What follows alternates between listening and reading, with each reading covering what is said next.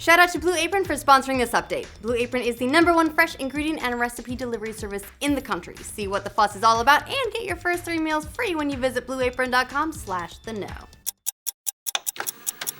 Welcome to The Know, I'm Ashley. Big question to start the day off, are single-player games going extinct? I mean, fewer third parties are relying on single-player narrative experiences to sell a bajillion copies, and as far as they can tell, we don't want them?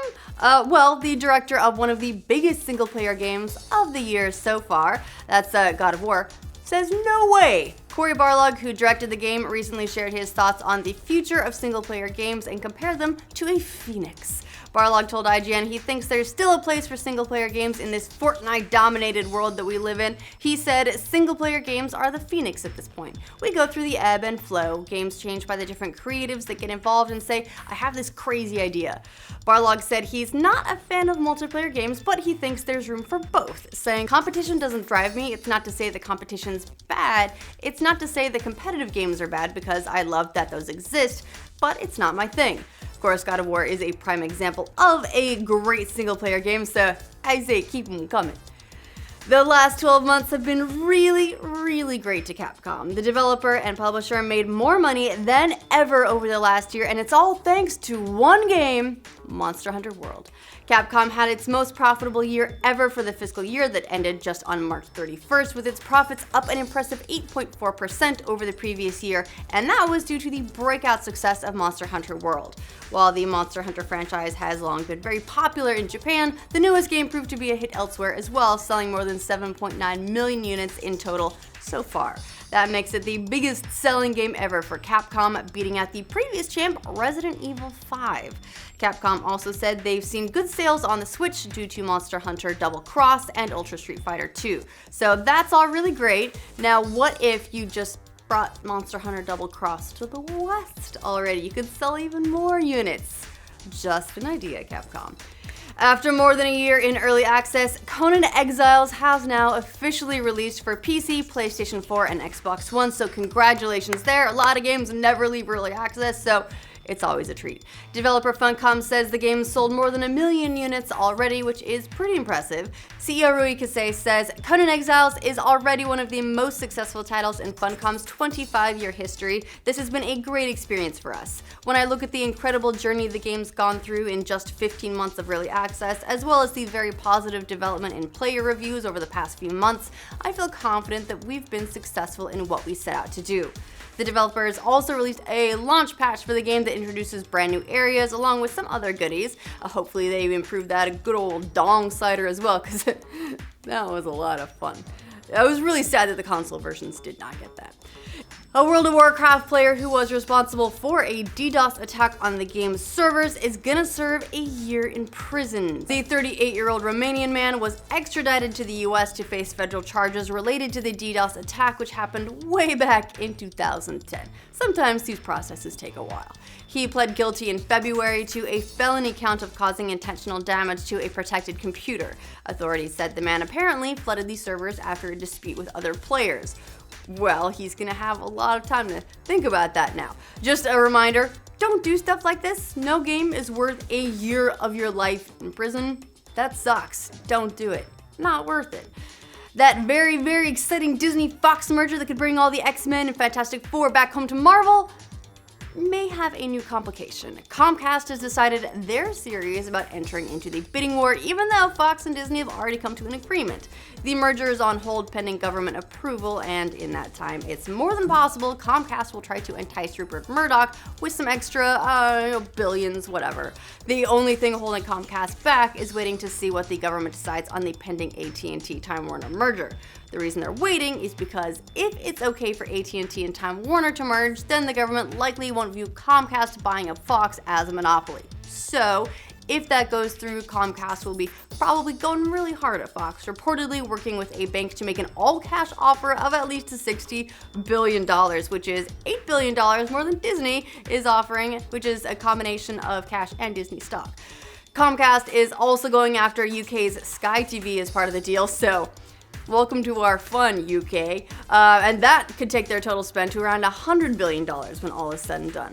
Now, don't get upset just yet. Don't panic, at least. Lots of things have to happen for Comcast to enter the game and screw us out of seeing X-Men team up with the Avengers. And also, obviously, there are a lot of bigger picture things there, like, you know, markets and monopolies, but also X-Men.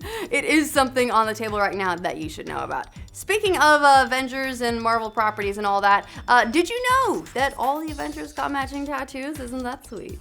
They're kind of tight like that. Well, almost all of them. In a move reminiscent of the cast of Lord of the Rings, 5 of the 6 original Avengers got tattoos, with Mark Ruffalo being the only one to opt out. Come on, man. Scarlett Johansson started the idea, recruited Chris Evans, and then their tattoo guy, Josh Lord, flew to LA and marked up Robert Downey Jr., Jeremy Renner, and Chris Hemsworth as well. The actors shared some of this process on their various social media accounts. Not surprising, if you're gonna hurt, you may as well share it. To fill in for the missing 6th, all of the actors took part in inking their artists, so I guess technically speaking, that makes Josh Lord an Avenger now, right? That's how this works, and he's just gonna pop up in the next movie. In other Robert Downey Jr. news, looks like his Sherlock Holmes is finally making a return to the big screen. Warner Brothers has officially dated it at December 25th, 2020, so gonna be a while. Downey is definitely returning. Jude Law also expected to reprise his role as John Watson, but there's no word yet if Guy Ritchie is gonna come back to direct.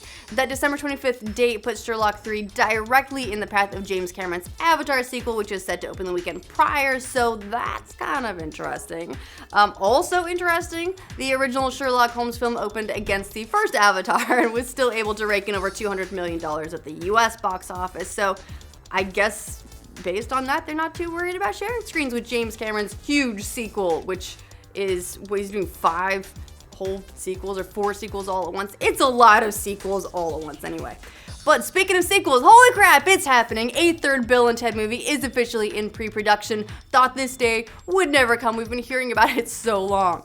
The movie is called Bill and Ted Face the Music, and both Alex Winter and Keanu Reeves are set to reprise their career-making roles of Bill S. Preston Esquire and Ted Theodore Logan. Written by the original film's screenwriters and directed by Galaxy Quest's Dean Parasot, and come on, anything that's touched Galaxy Quest is gonna be brilliant. The story focuses on the middle-aged Bill and Ted who've yet to come up with the song that's going to save the world, and time's running out. The very fabric of time and space is beginning to tear, and they have to go on one more time-traveling adventure to save everything. Most excellent.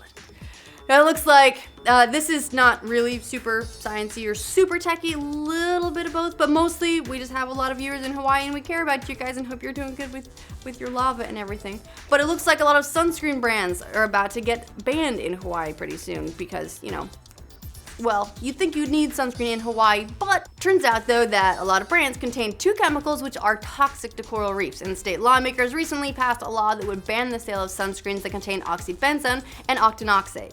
It hasn't gone into effect yet, but if it does, it would make Hawaii the first state to ban the 2 chemicals. So either sunscreen companies will have to change their formulas or get locked out of what is pretty likely a very large market for sunscreen, or a lot of people are gonna get skin cancer, but I'm gonna bet that some people will change for the big market. Also, come on, it's good for the environment. We don't need those chemicals. If they're bad for coral reefs, they might not be great for us either. Anyway, that's the news for this roundup. Please be safe, especially with your skin. Let us know what you think of all this news in the comments down below to make sure you get all of the coolest news from every corner of the internet every weekday like this video. And if you're new to this channel, subscribe to the know. Thanks to Blue Apron for sponsoring this update. If you want to get better at cooking, there's no time like the present. You don't gotta keep putting it off, and Blue Apron makes it easy. Well, as easy as possible. They're the #1 meal kit delivery service in the US, and there's a reason for that. They deliver fresh, pre-portioned ingredients and step-by-step recipes right to your door, and every meal can be cooked in less than 45 minutes. Plus, their menu changes with 12 new meals every week, so you don't keep repeating the same thing over and over and over. And they're flexible. Maybe you're busy and you don't want as many meals. That's totally fine. They've got different plans too. 2-person plans, family plans. They just added a wine plan because it's like they know me.